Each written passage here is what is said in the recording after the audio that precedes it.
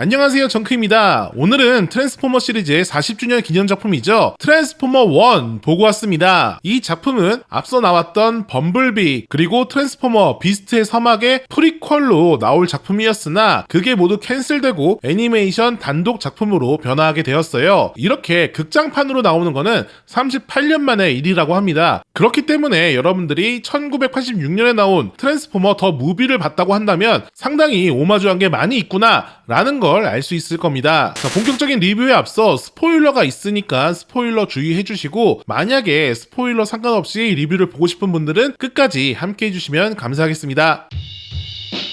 자, 그러면 이제 본격적인 리뷰를 할 텐데, 먼저 장점 같은 경우에는 사람이 등장하지 않는다입니다. 그동안 트랜스포머 시리즈의 문제점으로 지적받았던 부분이 대부분 사람이었거든요. 물론 샤이아 라보프를 좋아하시는 분도 있을 거고, 메간 폭스나 이제 여러가지 섹시한 이미지를 가진 그런 배우분들을 좋아하시는 분들도 있을 거라고 생각해요. 하지만 이제 저는 사람 이야기를 그렇게 좋아하진 않았어요. 물론 이제 약간의 그런 저질 개그에 저항 없이 웃는 경우도 있었지만, Sam's happy time. 그거 외에는 딱히 얘네가 굳이 필요한가? 라고 싶을 정도로 사람들의 비중을 좀 줄였으면 좋겠다는 생각을 되게 했었고, 그나마 범블비랑 비스트의 서막에 가서는 그래도 좀 볼만해졌다 정도의 느낌으로 바뀌긴 했거든요. 하지만 여전히 사람에 대한 부분을 어떻게 해야 될지가 이 트랜스포머 제작진의 가장 큰 숙제였을 텐데, 아예 사람을 없애니까 모든 문제점들이 자연스럽게 해결이 됐고, 여러가지 그 작품에 따라서 이미지를 널뛰게 했던, 심지어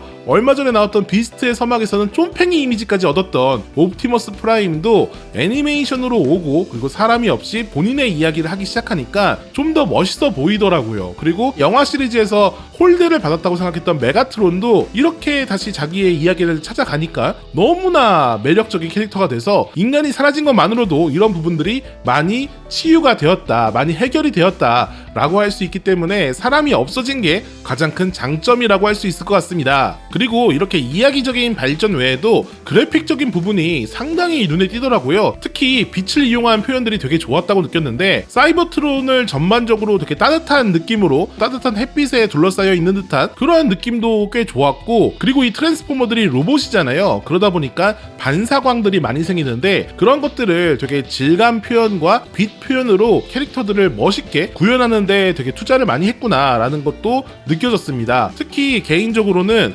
후반부에 이런 명암 대비로 뭔가 캐릭터의 느낌이나 여러가지 그런 감정선을 연출하는 것들도 있었거든요. 그래서 여러분들이 만약에 이 영화를 보신다면, 혹은 재관람을 하실 예정이 있다고 한다면, 그런 빛의 표현이 어떻게 바뀌고 있는가를 한번 주목해 보시는 것도 꽤 좋을 것 같아요. 그래서 저는 이 작품의 가장 큰 포인트는 빛이다, 특히 그래픽적인 부분에 있어서는 그렇게 생각을 합니다. 그리고 세 번째 장점으로는 이 작품의 전반적인 액션 설계가 상당히 재밌게 잘 돼 있다는 거예요. 초반부터 옵티머스 프라임이 도주하는 장면으로 시작을 하거든요. 어떤 스테이지가 있고, 그 스테이지를 클리어하고 나면은 또 다른 이야기가 기다리고 있고, 그 이후에 또 다른 사건이 기다리고 있고, 약간의 게임을 보는 것 같은 그런 느낌이 되게 많이 들더라고요. 그래서 스테이지를 클리어하면서 앞으로 나아가는 그런 전진성을 되게 잘 보여줘서 게임을 좋아하는 요즘 세대들이 되게 재미있어 할 만한 그러한 설계지 않았나 라는 생각을 해보게 되었습니다.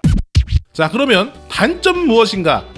사실 이렇게 많이 까고 싶은 작품은 아닌데, 그래도 애니메이션이다 보니까 생기는 누수가 좀 있어요. 메가트론은 D16, 그리고 옵티머스 프라임은 오라이온 팩스, 이렇게 해서 과거에서부터 출발을 하거든요. 그래서 이제 그들이 하층민에서 그런 리더의 자리에 오르기까지, 그리고 그들이 어떻게 갈라섰는지, 이것들을 상당히 잘 다루고 있는데, 그럼에도 불구하고 몇몇 부분에서 이들의 동기나 이들의 이야기가 좀 삭제되어 있다라는 느낌을 받을 수가 있어요. 감정적으로는 다 이해를 하겠거든요. 하지만 이거를 좀 더 자세히 들여다보면은, 오라이온 팩스는 정말 옵티머스 프라임이 되기 위한 리더십을 갖는 장면이 얼마나 있었는가, 이런 생각이 좀 들게 되고, D16는 자신의 마음을 배신당한 거는 꾸준히 표현을 하고 흑화된 이유도 알겠으나 급발진은 아닌가? 라는 생각이 들 정도로 중간에 이야기를 더 추가했으면 좋겠는, 한 10분 정도만 이들이 리더십이 더 생기고 사상의 차이라던가 이런 것들을 더 보여줬으면 어땠을까 싶은 포인트는 있긴 있습니다. 애니메이션이고 저 연령층을 위해서 좀 두루뭉술하게 넘어간 부분이 없지 않아 있어서 그 부분들은 조금 아쉬웠다고 볼 수 있겠어요. 마지막으로 우리말 더빙에 대해서 한번 이야기를 해볼 건데, 전반적인 번역이나 감정선이나 이런 것들은 우리말로 들었을 때 더 이해가 빠르긴 했는데, 특히 애니메이션이다 보니까 저는 더빙판으로 보는 게 더 좋긴 했는데, 원래 안장혁 성우가 크리스 햄스워스 전담 성우예요. 토르도 하셨었고, 그렇기 때문에 목소리 자체는 잘 어울려요. 근데 사람들이 소름 돋았던 부분 중에 하나가 크리스 햄스워스가 피터 콜런의 목소리로 변하는 포인트거든요. 이번 작품이 제가 40주년 작품이라고 했잖아요. 40년 동안 사실 피터 콜런이 항상 옵티머스 프라임의 목소리를 연기해왔기 때문에 피터 콜런이 아닌 옵티머스는 상상이 안 가는 그런 포인트가 있단 말이죠. 근데 크리스 햄스워스가 이걸 연기하게 되면서 피터 콜런에 비해서 너무 가벼운데? 라고 생각하시는 분들이 많았고, 초반에 옵티머스 프라임, 오라이온 팩스는 그렇게 그려지고 있어요. 그래서 좀 그런 기조로 흘러가다가 나중에 이제 그런 리더십을 얻으면서 피터 콜런의 목소리로 변하고, 우와! 이런 느낌도 낼 수 있구나 라면서 놀라는 포인트가 있는데, 그런 포인트는 더빙에서는 좀 느낄 수 없어가지고 그게 좀 아쉬웠다.